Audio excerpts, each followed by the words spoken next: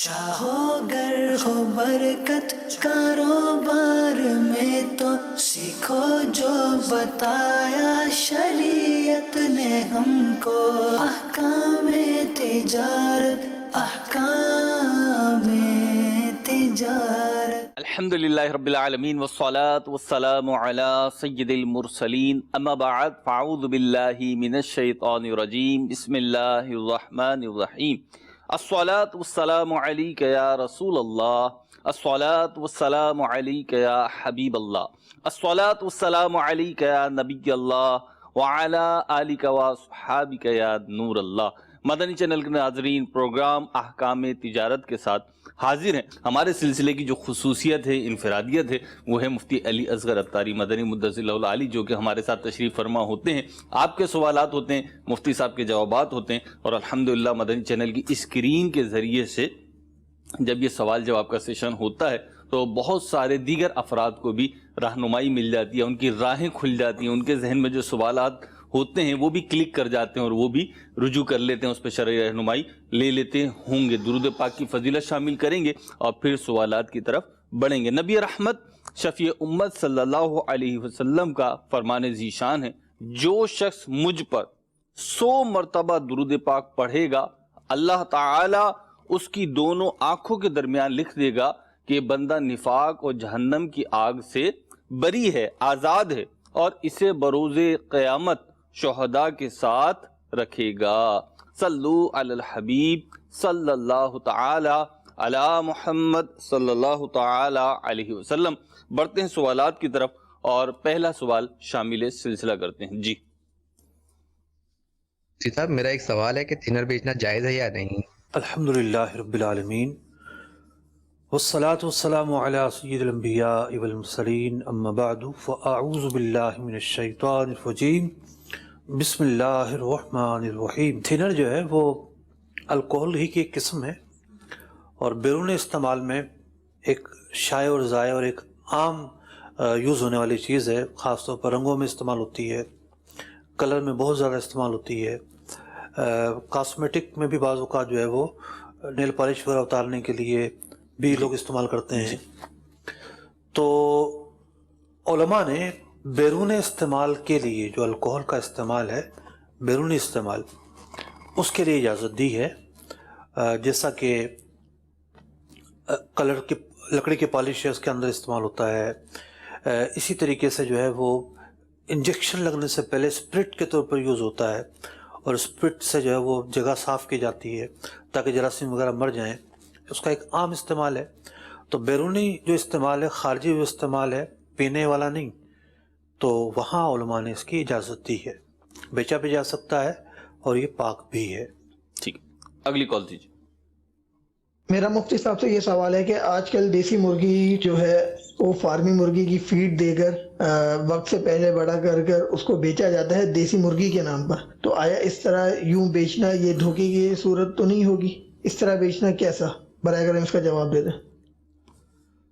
جی مفتی صاحب، پہلی دفعہ سنا ہے ویسے کہ دیسی مرغی کو بھی جو ہے وہ فارمی مرغی بنا دیا گیا ہے۔ یعنی وہ رنگین مرغی جو ہوتی ہے، ایک تو ہوتی ہے نا وائٹ مرغی، فارم کی مرغی جو ہمارے یہاں کہلاتی ہے، اس کے علاوہ جو رنگین مرغی ہوتی ہے، براؤن، بلیک یا اس طرح کی۔ دیکھیں، میں عرض کروں، میرے ایک جاننے والے ہیں جی، وہ فارمی مرغی کا یوں کام کرتے ہیں، انڈے کا کام کرتے ہیں۔ ٹھیک ہے، تو انہوں نے مجھے جو کئی دفعہ بات چیت ہوئی، جی، تو وہاں بھی یہ ہوتا ہے کہ مرغی کو 2 مہینے میں تیار نہیں ہوتی، ٹائم لگتا ہے، چوزا ڈالنا پڑتا ہے، 6 مہینے کا شاید ان کو ٹائم لگتا ہے۔ ٹھیک، تو مرغی فارم ضرور بنے ہوئے ہیں دیسی مرغیوں کے بھی، لیکن وہ معاملہ نہیں ہے کہ جناب وہ فارمی والی اسپیڈ پکڑ لیں۔ سنا نہیں میں نے، وہ دنیا بہت بڑی ہے، ایک سے بڑھ کر ایک ایجادات، ٹیکنالوجی اور طریقہ کار لوگوں میں موجود ہیں۔ اگر ایسا ہے کہ وہ طبی اثرات جو فارمی مرغی میں پائے جاتے ہیں، جس سے بچنے کے لیے کئی گنا مہنگی لوگ دیسی مرغی خریدیں، اور اس میں بھی وہی اثرات پائے جائیں کہ جو فارمی میں پائے جاتے ہیں، تو ظاہر بات ہے جو لوگوں کی اغراض ہے، ان اغراض کو، ان مفادات کو زد پہنچتا ہے، نقصان پہنچتا ہے، تو دھوکے کی صورت تو بنتی ہے۔ ایک ایسا عیب ان کے اندر پایا جاتا ہے کہ جس کا بتانا ضروری ہے. تو اگر واقعی ایسا ہے تو بہرحال آگاہ کرنا ضروری ہے کہ کس طرح تیار ہوتی ہیں. اگلی کال دیجیے. صاحب کی بارگاہ میں عرض ہے کہ ایک سوال ہے کہ گولڈ ریسٹ واچ کی خریداری و فروخت کرنا درست ہے کہ نہیں؟ اگر وہ مردوں کی گھڑی ہے تو اس کا جو ہے وہ بیچنا جائز نہیں ہے، عورتیں پہن سکتی ہیں. اگلا سوال دیجیے. مفتی صاحب کی بارگاہ میں عرض ہے کہ اگر کوئی فلیٹ کا مالک چاہے کہ مجھے فلیٹ بیچنا ہے اور اسٹیٹ ایجنٹ جو ہے وہ ان کو یہ کہیں کہ آپ میرے سے ایگریمنٹ کر لیں، ٹرانسفر میرے نام پہ کر دیں، میں جتنے میں بھی چاہے بیچ دوں، یعنی فری میں ٹرانسفر وغیرہ کروانے کے بعد اب وہ جتنے پیسوں میں چاہے بیچ دوں، آپ کو میں اتنے پیسے دے دوں گا، مثلا 1 کروڑ آپ کو دے دوں گا، 1 کروڑ 10 لاکھ میں بیچوں گا، 10 لاکھ میں رکھ لوں گا، تو اس طرح کرنا کیسا ہے؟ جواب ارشاد فرما دیجیے. ماشاءاللہ. دیکھیے جنید صاحب، مسئلہ یہ ہے کہ ٹرانسفر ہو جاتا ہے بروکر کے نام. یہ صورت تو پہلی دفعہ سامنے آئی ہے کہ بروکر کے نام ٹرانسفر ہو جاتا ہے، یعنی اس کے نام کروا دی نا فائل اس کے نام کروا دینا تو ایک بڑی بات ہے. جی.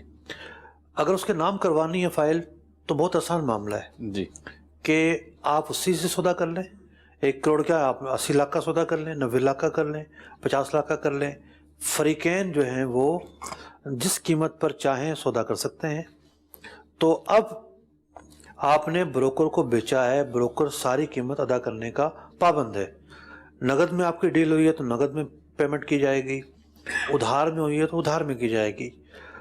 اب چونکہ بروکر قبضہ لے گا، قبضہ لینے کے بعد پھر یہ ہے کہ وہ آگے جتنے میں چاہے بیچے، وہ اس کی چیز ہے، وہ اس کا مالک ہو گیا ہے. مصطفیٰ، یہ تو ان کا جو سوال تھا اس کا آپ نے جواب ارشاد فرمایا. میں جو سمجھ سکا ان کے سوال سے وہ ایک چیز یہ ہے کہ کیونکہ پچھلے پروگراموں میں، مختلف پروگراموں میں بات آئی ہے، آپ نے فرمایا کہ ٹاپ رکھنا درست نہیں ہے، اور اسی طریقے سے جی وہ اس طریقے کی بروکری کے جی 1 کروڑ آپ کو دے دوں گا، 10 لاکھ جتنے کا بھی اوپر بکے گا وہ میرے، یہ درست نہیں ہے. جی ہاں. اب یہ غالباً مجھے ایسا لگ رہا ہے کہ ان کے سوال سے یہ اس کا اپنے طور پہ ایک ہیلا نکالنا. مارکیٹ پریکٹس تو نہیں ہوگی، بہت مشکل ہوگی، کیونکہ ہوتا یہ ہے کہ فائل ٹرانسفر میں تو ٹھیک ٹھاک پیسہ لگتا ہے. اچھا، پیسہ لگنے کے علاوہ آج کل جو ہے وہ جو بڑی ڈیلز ہو رہی ہیں فلیٹوں کی، اب ہم تو ظاہر بات جو معاشرے میں ہو رہا ہے وہ بتا رہے ہیں، ہم کوئی تھوڑی کہہ رہے ہیں کہ یوں کرو. ٹھیک ہے. تو قانونی اداروں کو چاہیے کہ جو لوگ کرتے ہیں ان کو پکڑیں. تو پھر وائٹ منی اور بلیک منی کا بڑا ایشو ہے. ٹھیک. یعنی جو جن اداروں میں رجسٹریشن ہوتی ہے یا ٹرانسفر ہوتا ہے وہاں ہو سکتا ہے اس کی قیمت 40 لاکھ شو ہو، تو وہاں کے لیے الگ اگریمنٹ بنتا ہے، اور بقیہ جو رقم ہے وہ کسی بینکنگ سیکٹر سے نہیں دی جاتی، وہ ہینڈ ٹو ہینڈ دی جاتی ہے. تو اتنے بڑے جو نا وہ جھنجھٹ لے کر پہلے ایک ٹرانسفر ہوگا پھر دوسرا ہوگا، جی ہے تو بہت مشکل ہے. لیکن اگر کسی نے سوچا ہے تو صورت بہت اچھی ہے. ٹھیک. یعنی بروکر کو بیچ دیا جائے، یہ صورت ٹھیک ہے. بروکر نے خرید لیا، بھلے پیمنٹ نہیں کری. تفصیلات ہم نے بیان کی، اس صورت کی بات نہیں کر رہے ہیں. ٹھیک.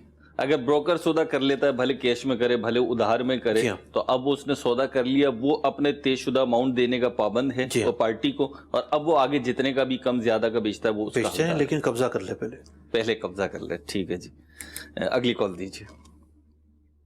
مفتی صاحب کی بارگاہ میں عرض ہے کہ اگر میں کوئی کام شروع کروں، یعنی کپڑے کا کام شروع کروں یا کریانے کا، تو جو چیز میں لے کر آؤں گا اس پہ کتنے فیصد یعنی منافع لگا کے میں بیچ سکوں گا؟ برائے کرم ارشاد فرما دیجیے، جزاک اللہ خیرہ.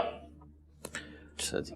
ایک صحابی رضی اللہ تعالیٰ عنہ نے بارگاہ رسالت سے 1 دینار وصول کیا، اس کی ایک بکری خریدی، خریدنے کے بعد 2 دینار کی بیچی، اور پھر جو ہے وہ دینار دونوں لے کر بارگاہ رسالت میں آ گئے.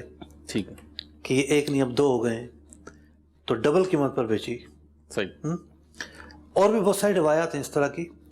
تو شریعت مطہرہ نے چیزوں کی جو قیمت ہے اس میں فریقین کو آزاد رکھا ہے کہ وہ دونوں جس قیمت پر اتفاق کریں بیچ سکتے ہیں. کچھ چیزیں حکومت کی طرف سے ہوتی ہیں کہ آپ نے اتنے کی بیچنی، اس سے زیادہ کی نہیں بیچنی. تو جہاں قانون متوجہ ہے، قانون کی گرفت ہے، تو قانونی اعتبار سے وہاں ہم پر بھی لازم ہے، ہم اس کی پابندی کریں گے.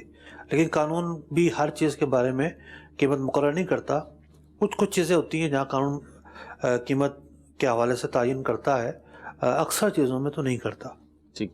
محسن یہاں پہ میں چاہوں گا، ایک سوال تو آتا رہتا ہے لیکن کبھی کبھی ایسا ہوتا ہے کہ کچھ عرصے کے بعد تھوڑی تفصیل ہو جائے اس کی. جیسے آپ نے شرعی حکم بیان فرمایا منافع کے اعتبار سے، لیکن کوئی اخلاقی ضابطہ بھی ہے. ایک تو کنڈیشن یہ ہے کہ عمومی مارکیٹ میں جو ہو رہا ہے، لیکن بعض سیکٹرز ایسے ہیں کہ وہاں پہ مونوپلی چل رہی ہوتی ہے کہ ایک کا کام ہے تو اب وہ منافع جو لے رہا ہوتا ہے وہ کئی گنا زیادہ لے رہا ہوتا ہے، اور پارٹی کیونکہ دوسری کی کوئی مقابل ہوتی نہیں ہے تو ظاہر سی بات ہے مجبوری ہے اس سے لینا ہے. تو اس کنڈیشن میں اس کو بھی کوئی نصیحت ہوگی یا نہیں ہوگی؟ ایک تو فقہی مسئلہ جو تھا وہ تو آپ نے بیان فرمایا.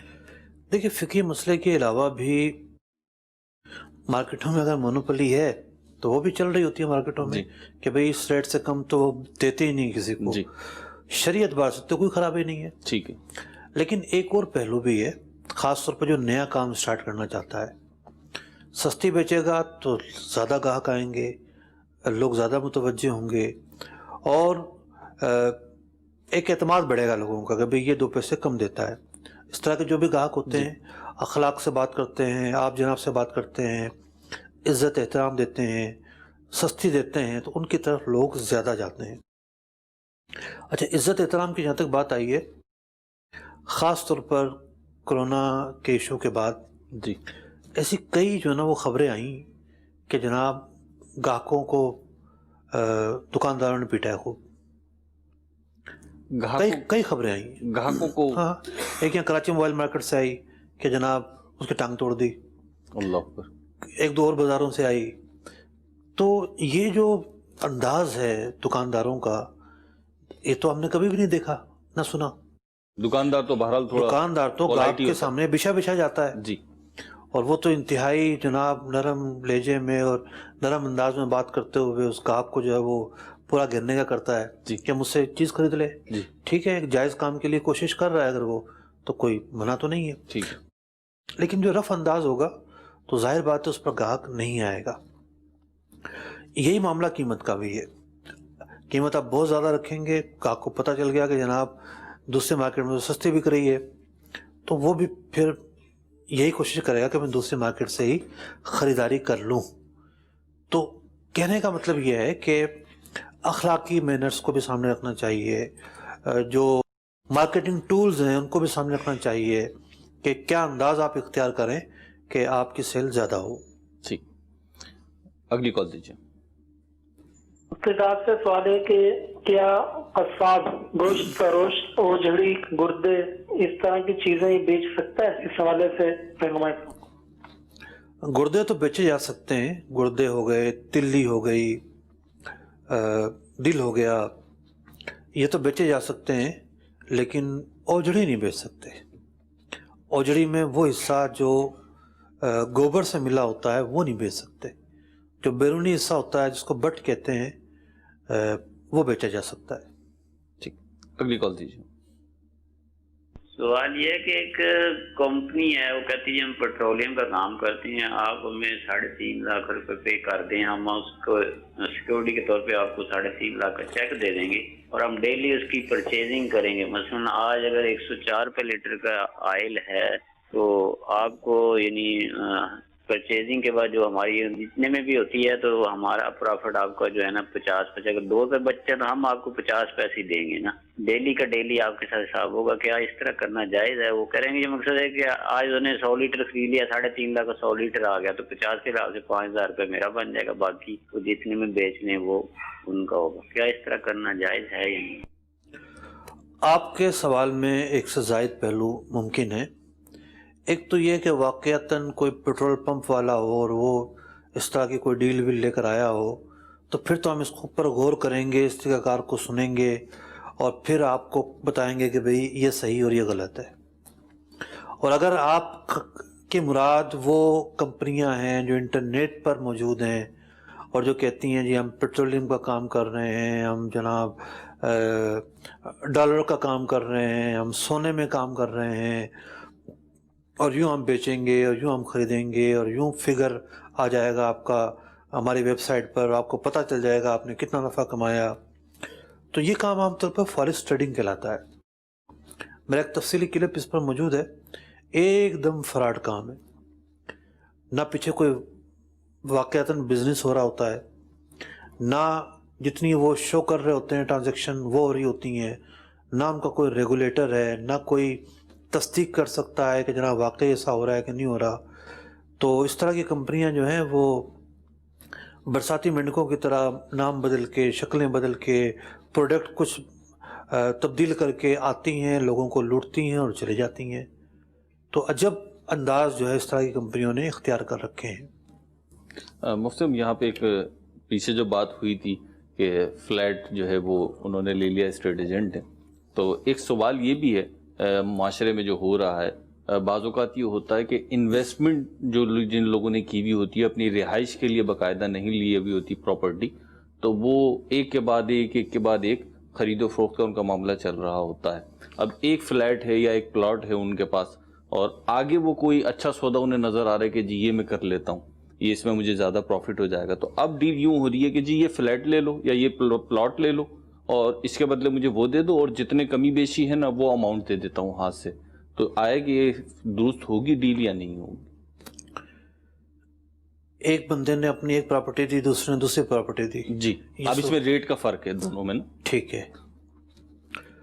دیکھیے چونکہ آپ نے فلیٹ کا نام لیا اور سلسلہ وار اس کا جو عقد ہے اس کا نام لیا، جی تو فلیٹ کے مسئلے پہ تو مجلس تحقیقات شریعہ کا ایک مشورہ ہونے جا رہا ہے بڑا تفصیلی ٹھیک قسم کا. اور یہ سمجھیں کہ یہ ہمارا اس موضوع پر پہلا مشورہ نہیں ہے، کوئی تیسرا یا چوتھا سیمینار صرف اس موضوع پر ہے. ٹھیک. وہ یہ ہے کہ جب ایک شخص قبضے سے پہلے آگے بیچتا ہے تو وہ خاص وہ موضوع ہمارے ہاں زیر بحث ہے. ٹھیک. لیکن اگر اس کو ہم جنرلی کر لیں، کوئی مکان ہے جی پراپرٹی موجود ہے، ایک قبضہ ہے، طرف پلاٹ ہے اور ایک طرف گھر ہے جی، تو اب یہ تبادلہ کر رہے ہیں اور جی ایک طرف اگر قیمت کم ہے تو وہاں ساتھ میں پیسے ایڈ ہو گئے. جی اس میں تو کوئی حرج نہیں ہے. ٹھیک ہے. کہ خرید و فروخت کی تعریف ہی یہ ہے کہ مبادلۃ المال بالمال، ٹھیک ہے، مال کے بدلے مال کا تبادلہ، یہ عقد بے کہلاتا ہے، سیل پرچیزنگ ایگریمنٹ کہلاتا ہے. تو دونوں طرف مال موجود ہے. ٹھیک ہے. اچھا اسی کا ایک اور پہلو یہ ہے کہ سامنے والا اس بات پہ تو تیار نہیں ہوتا کہ جی میں آپ سے تبادلہ کروں گا، البتہ اس بات پہ تیار ہو جاتا ہے ٹھیک ہے جب یہ بک جائے نا تو پیمنٹ کر دینا. میرے پاس ایک گھر ہے، میرے پاس ایک مکان ہے یا پلاٹ ہے، اور دیکھیں یہ بک جائے پیمنٹ کر دینا اس میں ڈیوریشن طے نہیں ہو رہا، بہت زیادہ ابہام رکھتی ہے. جی ایک اندازے سے زیادہ مدت طے کر لیں. ٹھیک ہے کہ بھئی ہم 1.5 سال کی مدت طے کرتے ہیں، سال کی میکسیمم طے 6 مہینے کرتے ٹھیک ہیں. اس مدت کو ہی فالو کریں. ٹھیک. پھر کسی وجہ سے کوئی مجبوری آ جاتی ہے اس کی نہیں بکا تو سامنے والا اس کو تھوڑا سا ریلیکس دے دے. ٹھیک ہے. مدت کا تعین ضرور کریں. مدت کا تعین کرنا ضروری ہے. ٹھیک ہے. کال دیجیے. اور ریلیکس والی بات بھی میں نے ایک اخلاقی طور پر کہی ہے، وہ اگر نہیں دینا چاہتا اس کے پھر جو دیگر نتائج آئیں گے پھر اس کے مطابق مسئلے کو ڈیل کیا جائے. ٹھیک. اگلی کال دیجیے.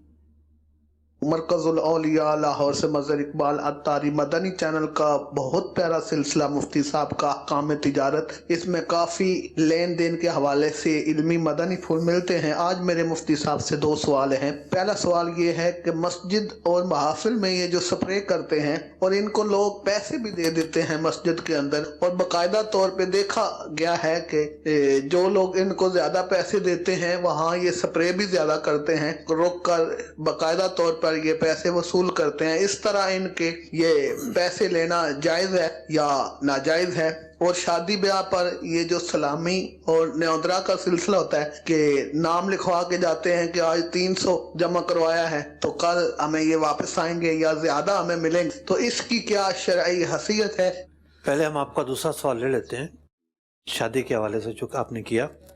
سلامی جو ہے گفٹ ہوتا ہے، اور سلامی میں بھی یہ ہوتا ہے خاص طور پر جو سلامی عورتوں میں ڈالی جاتی ہے، مردوں میں بھی ڈالی جاتی ہے، وہاں بھی ہوتا ہوگا جی کہ بھئی ہم نے فلاں کی اتنی سلامی ڈالی ہے. آج کل تو ویسے بھی لفافہ آ گیا ہے. جی جی. پہلے زمانے میں لفافہ نہیں ہوتا تھا، کھلے بندے بیٹھے ہوتے تھے اور وہ رجسٹر لے کے لکھ رہے ہوتے تھے. چھوٹے شہروں میں تو آج تک یہ رواج ہے. جی بعض برادریوں میں تو یہ ابھی بھی لکھا جاتا ہے. ممکن ہے بڑے شہروں میں بھی ایسا ہو تو کہ بھئی میں نے اتنی سلامی ڈال دی ہے. جو نیوتا ہے اس کا بھی یہی معاملہ ہے کہ وہاں بھی جو ہے نا وہ ایک یاد دہانی اور ایک اہتمام ہوتا ہے کہ یہ فلاں نے دیا ہے. جیسے مفتی لفافے پہ بھی نام تو لکھا جاتا ہے، رواج یہی ہے. جی نام لکھنے میں تو ایشو نہیں ہے. ٹھیک ہے. بعض اوقات یہ ہوتا ہے کہ خوشی داخل کرنے کے لیے بھی ہو سکتا ہے کہ فلاں کی طرف سے یہ تحفہ ہے، ٹھیک، اور نام لکھنا ہی چاہیے. بدگمانیاں بھی بعض اوقات پیدا ہوتی ہیں کہ بھئی شادی میں آئے تھے پورا خاندان لکھے، یوں بہنی کے دولہے کو کوئی تحفہ دے جائیں، ٹھیک ہے، تو یا دلہن کو کچھ دے ہی جائیں. یہ معاملات بھی ہوتے ہیں. تو اگر نام کسی نے لکھ دیا ہے تو اچھی بات ہی ہے، نام لکھنا چاہیے. ٹھیک ہے. اب رہی بات یہ کہ یہ ہے کیا، ٹھیک، شریعت کی بات. حیثیت کیا ہے؟ حیثیت کیا ہے؟ اکثر تو اس کی حیثیت قرض کی ہے. قرض کی، قرض کی جو ایک ہمارا ایک عرف ہے، ایک کامن جو عرف ہے وہ ایک قرض کی حیثیت ہے. ٹھیک ہے، کہ بھئی ہم عارضی طور پر دے رہے ہیں آپ کو، یا آپ نے ہمیں واپس دینا ہے. اب واپس دینا ہے اس کا مطلب یہ ہے کہ جی ہمارے ہاں شادیاں ہوں گی تو واپس کریں گے.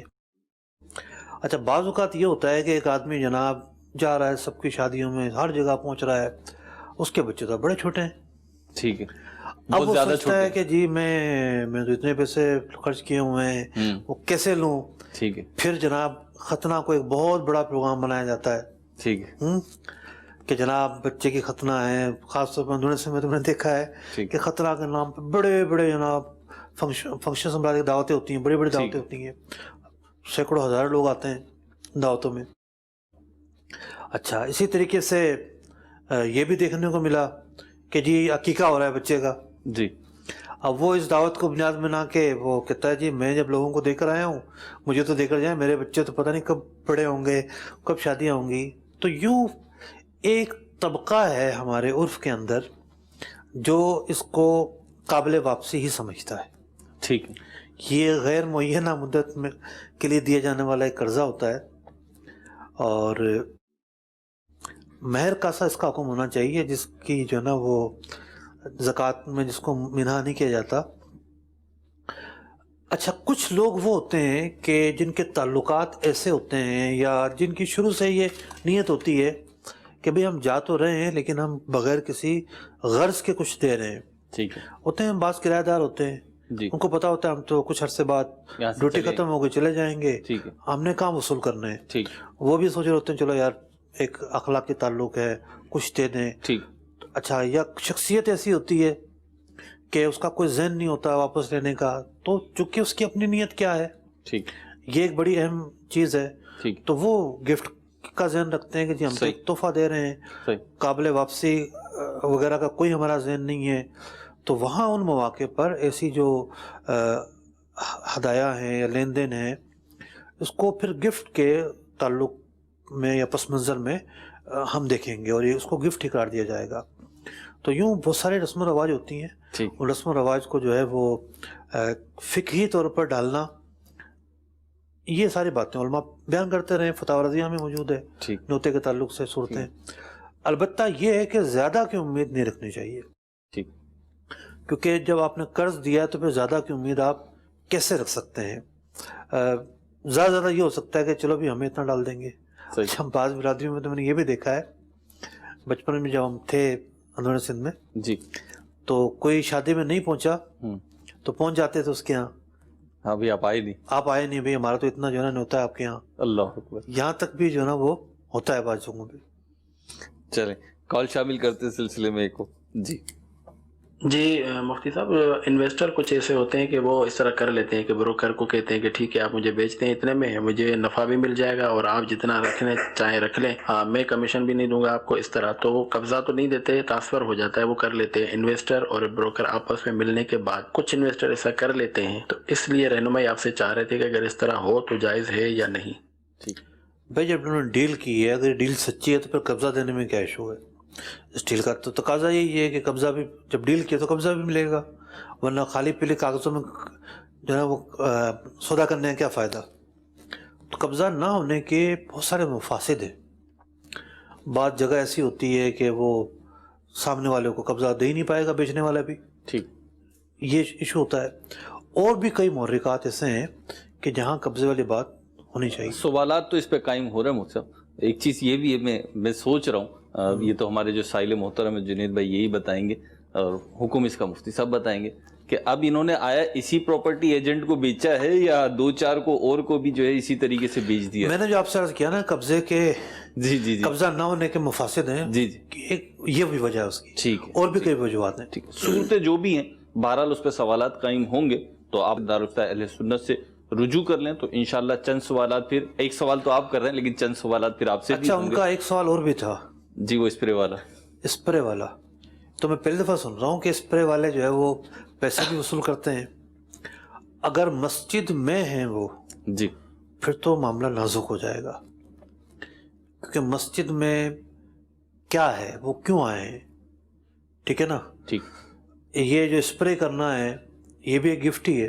جی بھئی ہر گفٹ کے الگ انداز ہوتے ہیں نا. میں مثال کے طور پر چنے کھا رہا ہوں، جی میں نے ہاتھ سے اٹھا کے تھوڑے سے آپ کو دے دیے، ٹھیک اگرچہ کہ چند دانے ہیں ٹھیک ہے. لیکن کہلائیں گے تو یہ بھی گفٹ. جی اب جو پرفیوم ہے، پرفیوم ایک لیکوڈ چیز ہے. جی اب میرے پاس کوئی کھڑا ہوا تھا اور میں عطر لگا رہا تھا، میں نے اس کو لگا دیا، ٹھیک ہے. تو یہ لگانا کیا کہلائے گا؟ یہ بھی گفٹ ہی مطلب میں نے اپنے مال کا کچھ حصہ منتقل کیا ہے نا جی دوسرے کی طرف. جی تو میرا جو مال دوسری طرف گیا ہے وہ مال اگرچہ کہ قلیل مقدار میں ہے، ٹھیک ہے، تو وہ ہے تو مال، وہ جو جانا ہے وہ گفٹ کہلائے گا. ٹھیک. تو گفٹ کا اصول یہ ہے کہ اگر آپ گفٹ کو معاوضے کی بنیاد پر دیتے ہیں کہ یہ میں اپنا قلم دے رہا ہوں آپ مجھے اپنا قلم دے دیں، تو یہ بھی عقد بے کے حکم میں ہے. یعنی ایک طرح کا کاروبار ہو گیا، ایک طرح کی تجارت ہے. ایک طرح سے تجارتی معاملہ ہے. ٹھیک ہے. اور مسجد میں تجارت کر نہیں سکتے. صحیح. اگر کوئی آیا ہے اس نظریے سے کہ میں اپنا جو ہے نا یہ عطر اس پر ڈالوں گا اور وہ مجھے پیسے دے گا، جی تو مسجد تو تجارت کے لیے نہیں ہے. ٹھیک ہے. اگر وہ آیا ہے بے لوث بے غرض ہو کر، ٹھیک ہے، یا پھر یہ ہے کہ کسی نے جو ہے وہ ملازم رکھا ہوا تھا، کسی نے اس کو کہا تھا کہ مسجد میں نمازی ہوتے ہیں تو تم ایسا کرو مجھ سے پیسے لے لو اور میں تمہاری مزدوری بھی دے دوں گا، تم چلے جاؤ مسجد میں چھڑکا ہو. ٹھیک. اور کسی نے اپنے طور پر دے دیے پیسے، صحیح، تو وہ ایک الگ صورت ہے. ٹھیک.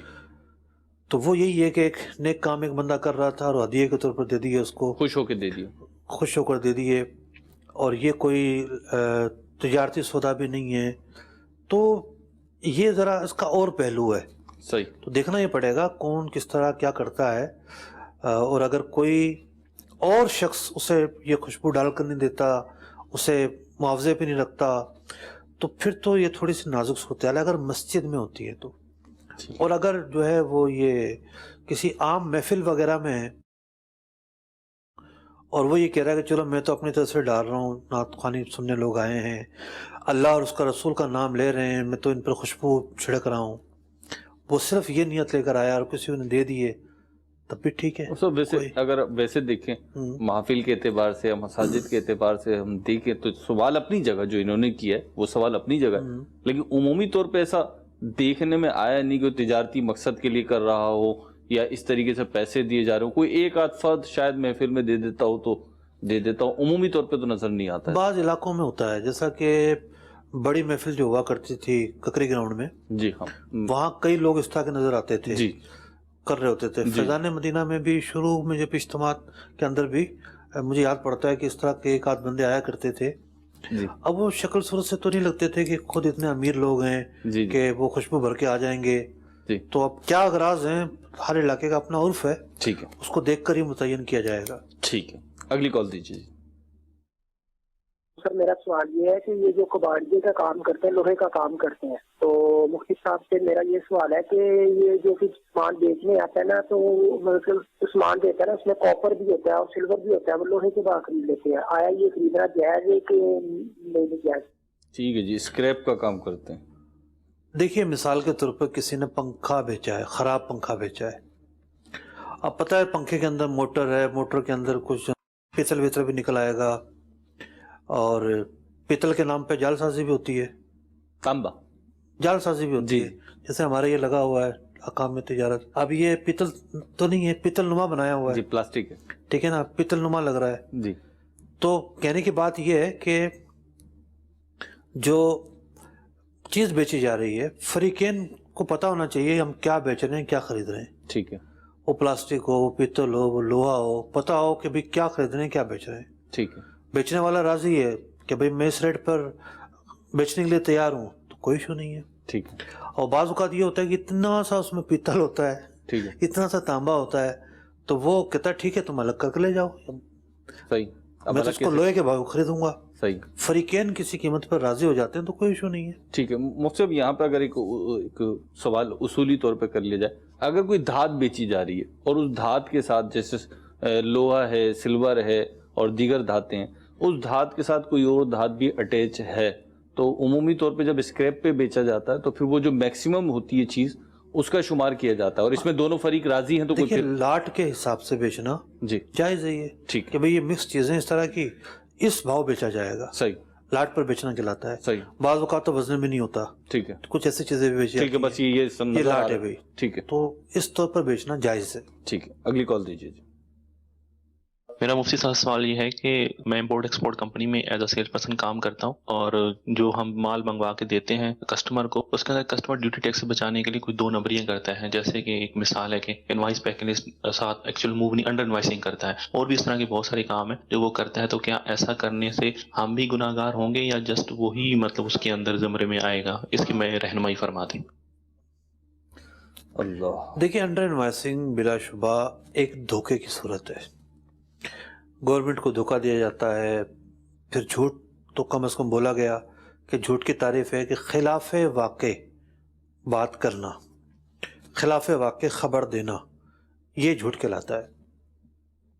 چیز آئی ہے 50 لاکھ کی, آپ نے لکھے ہیں کہ جناب یہ 25 لاکھ کی آئی ہے, تو خلاف واقع بات کرنا تو پایا گیا.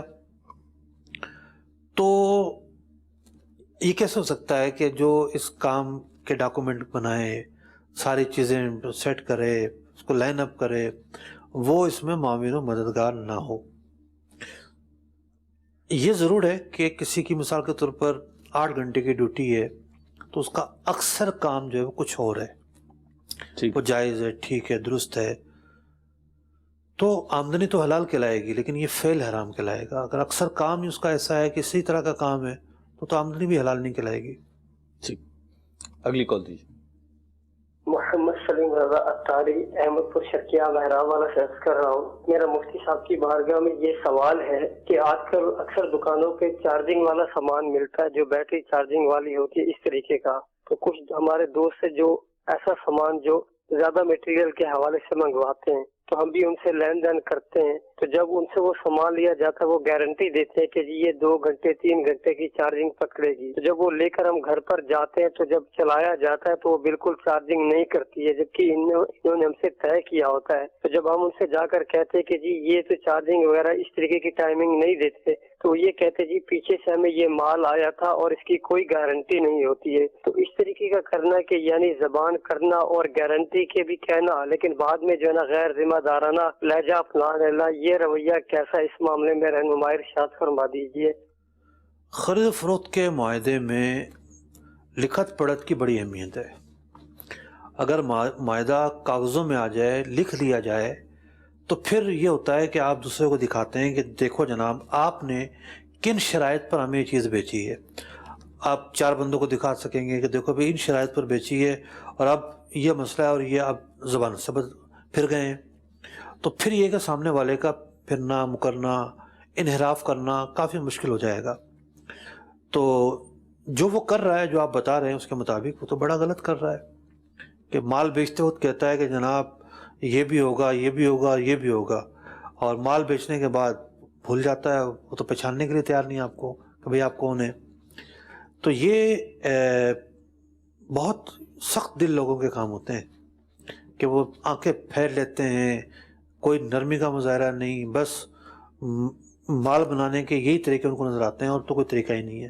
حالانکہ یہی اگر اس پر آ جائیں کہ بھئی یہ چیز جیسی آئی ہم ویسی بیچ رہے ہیں, ہم کوئی گارنٹی نہیں لیں گے, چل گئی تو چل گئی, نہیں چلی تو نہیں چلی, تو ٹھیک ہے, بیچنے والے تو اس طرح ہی بیچتے ہیں, کام تو جب بھی چلے گا. اب ایک گاہک آئے گا واپس لے کے, دوسرا آئے گا, تیسرا آئے گا, سارے لوگ بدنامی پیدا کریں گے, برا بھلا کہیں گے, تو کیسے مارکیٹ میں کام کرے گا؟ لیکن مفتی صاحب مارکیٹ میں تو اسے کہتے ہیں کہ بزنس ٹرک اور بزنس مائنڈ کہتے ہیں ایسے لفظ کو, ایسے شخص کو کہ اس کا نا بڑا کاروباری دماغ ہے, اور کہتے ہیں تو مٹی بھی سونا بنا کے بیچ دے, یعنی اس کی تعریف کی جا رہی ہوتی ہے, اسے پسند کیا جا رہا ہوتا ہے, اور لوگ ایسے سیل پرسن کی تو مطلب تنخواہیں زیادہ ہوتی ہیں. اسے دیکھیں اگر یاری ہی कामयाबी होती है तो शैतान सबसे बड़ा कामयाब होता। अय्यारी तो कामयाबी की दलील नहीं है ना, ना मक्कारी कामयाबी की दलील है, ना ही चर्ब ज़बानी कामयाबी की दलील है, ना ही लफाजी कामयाबी की दलील है। तो कामयाबी तो ये है कि आप हराम से बचने में कामयाब हो जाएं, अल्लाह ताला की नाफरमानी से बचने में कामयाब हो जाएं, और जायज़ तरीके से, हलाल तरीके से रिस्क कमाएं, किसी को धोखा ना दे रहे हों, झूठ ना बोल रहे हों, जो बुनियादी तकाज़े हैं सौदे के वो आप अंजाम दे रहे हों, जो अखलाकियात हैं वो आपके पेश नज़र हों, ये असल कामयाबी है। बाकी तो लोगों में जो मतलब माशरे में तरह तरह के लोग हैं, कोई किसी बात पर घमंड करता है तो किसी को किसी बात पर घमंड है। तो हम देखते हैं कि अक्सर घमंड वो होते हैं, यानी एक तो वैसे घमंड मज़मूम चीज़ है, ठीक है, और जब ऐसा कैफियत हो, ऐसा फ़ख्र तफाकुर का आलम हो कि बंदा दूसरों को हकीर जाने, तो उसके तो हराम होने में कोई शक नहीं है। तो हर काबिल तारीफ़ चीज़ बेहतर नहीं होती, ठीक, काबिल मदह नहीं होती। सही, बहुत सारी काबिल तारीफ़ जिसको लोग बड़ा फ़ख्र, बड़ा कारनामा समझते हैं, तो मज़मूम चीज़ होती है। ठीक, अगली कॉल दीजिए। मैं अरब शरीफ में होता हूँ। हमारा सवाल ये है, एक आदमी ने बोला है मुझे गाड़ी ले दो 30,000 की गाड़ी, उसने पता किया 30,000 का मिलता है, मैंने 30,000 रुपया दिया, उसने बोला हुआ जब गाड़ी ले लेगा ना मैं 2 महीने में आपको एक किराए में लूँगा गाड़ी, 2 महीने के बाद इसका किराया मैं शुरू करूँगा, टूट बाज जो भी होया, इसका पेट्रोलिंग खर्चा, इसका डीजल खर्चा जो भी होया, इसका मेंटेनेंस होया वो हमारा होगा, और साल तक ये एग्रीमेंट है, साल में गाड़ी चलाऊंगा, साल के बाद जब मेरा जी चाहे मैं गाड़ी खरीद सकता हूँ आपके, मैं मतलब गाड़ी जब खरीदूंगा ना मैं जितने की मैं ली इतने की मैं खरीदूंगा। उसने मेरे साथ ये बात किया, और अभी वो गाड़ी चला रहा है, 1-2 महीने होने वाले हैं, 2 महीने की जब बात हुई उसने बोला मैं इसका ठेका नहीं देना, 2 महीने के बाद ठेका देना है। अभी उसको कभी 200 मिलता है दिन का, कभी 300 मिलता है, वो चलाता है, तो क्या है मेरा मतलब ठीक है। अरब शरीफ में होते हैं, मुल्क से बाहर हैं, जाहिर बात है सुनने वाली कॉल थी जी, जो लबुलजा था इनका माशाल्लाह, इन्होंने बहुत अच्छे अंदाज में सवाल को कवर किया है। अल्फाज इनका साथ नहीं दे रहे थे, लेकिन कवर अच्छे अंदाज में किया है। अब इसमें यह हो रहा है कि एक का पैसा है जी, पैसा वाला दूसरे को किराए पर दे रहा है जी, गाड़ी ले ली है, हाँ, और उसको दे भी दी है, लेकिन जो इनको आमदनी शुरू होगी, जिसे लफ्ज़ ठेका से ताबीर कर रहे हैं, वो 2 महीने बाद शुरू होनी थी, अभी 1.5 महीने से चला रहा है वो गाड़ी, तो अब वो कह रहे हैं अब मुझे ठेके पे नहीं लेनी गाड़ी, यानी 2 महीने के बाद इनको मिल जाएगी, अब मिल जाएगी गाड़ी, वापस ले लो अपनी। इन्होंने ली ही उसके बिहाफ पे थी कि इन्वेस्टमेंट मेरी है, मैं गाड़ी ले रहा हूँ, तुम चलाओगे, मुझसे ठेके पे लोगे। अब वो इसे मफर कर रहा है, ख़त्म कर रहा है इसे। देखिए, एक तो 3-4 चीज़ें नहीं होनी चाहिए कि जी ये किराए पर दे रहा हूँ, और फिर किराए वाला कहे कि जी आखिर में बेच भी आपको दूंगा। 3-4 चीज़ें नहीं होनी चाहिए। सिर्फ किराए की हद तक एक ताल्लुक़ रखें, और वो भी ये शर्त ना रखें कि पहले 2 महीने बाद किराया शुरू होगा। ठीक है, इस सूरत की गुंजाइश ज़रूर है, ठीक है, कि वो कहे कि पहले 2 महीने आप मुफ्त में चलाओ, और फिर हमारा 2 महीने के बाद से किराए का मुआहदा शुरू। ठीक है, ये ऑनर इजाज़त देगा, ऑनर इजाज़त दे तो ठीक है, और सिर्फ किराएदारी की हद तक रखें। सही, वो साल चलाए, 2 साल चलाए, 3 साल चलाए, कुछ छोड़ना चाहे तो ठीक है, ऐसा तो नहीं कि जनाब वो सारी उम्र चलाता रहेगा। ठीक है, तो ये समझ के ना दें कि अभी गाड़ी इसके खाते में चली गई और ये जनाब कमा के देगा, इसको खरीदेगा भी आखिर में जाके। ठीक, ऐसे तवक्कुआत के बगैर सिर्फ एक किराएदारी का मुआहदा कर तो गाड़ी दे दे। हमारे सिलसिले का वक्त ख़त्म हुआ। मदनी चैनल देखते रहिए। सल्लु अलल हबीब सल्लल्लाहु तआला अला मुहम्मद सल्लल्लाहु तआला अलैहि वसल्लम। रिज़्क़े हलाल दे हमें, बरकत दे हिफाजत, कौनैन में नफ़ा हो अता ऐसी तिजारत।